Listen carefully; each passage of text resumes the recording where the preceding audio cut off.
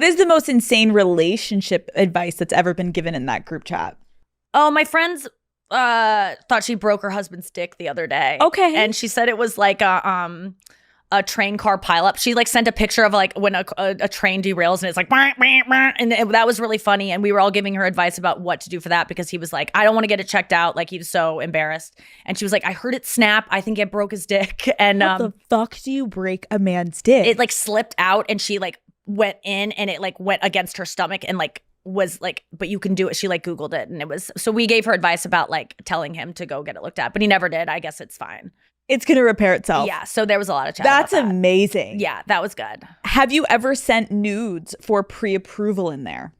No, not even pre-approval. That's where they go. Okay. You know, like that's where they're ending up. Like that's where, yeah, like, you know, the other day, my friend was talking about, you know, I have a lot of friends who have had babies and like their stomachs are just like not going back to the way they were because the muscles get pulled out. And my friend is like, I need to get a tummy tuck, but they can't even fix this. And she was showing her belly and it just looked like she ate a skinny girl who ate a sandwich. And so there was a day on chat where we were all just taking the gnarliest, pushing our stomachs out, distended as much as possible. And that was one where I did crop off my head just in case something leaked that I could like deny that it was me. But you could probably tell by my faded spray tan that it was.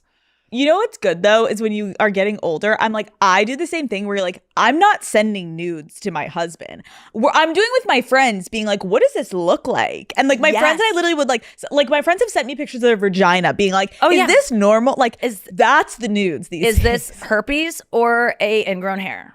I've many of those. Yeah, that's it's like medical diagnoses are the new. Perfect. Do your friends think you're funny?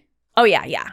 But they're like funnier than I am, like truly like the funniest people ever. Like I'm obviously trained at being funny. It's like something I've worked at and is my career, but they are so funny. No, I love how much you talk about how obviously you've referenced other comedians, you've referenced your friends, like women, and also you're just like a huge feminist because you let your man like fuck other women, but it's really about the other women. Like this is about feminism here. Anthony over here. You are in a pretty male dominated field, obviously. What is a time in your career? Because obviously you're thriving right now, but like what's a time in your career where you really felt the weight of being a woman in comedy?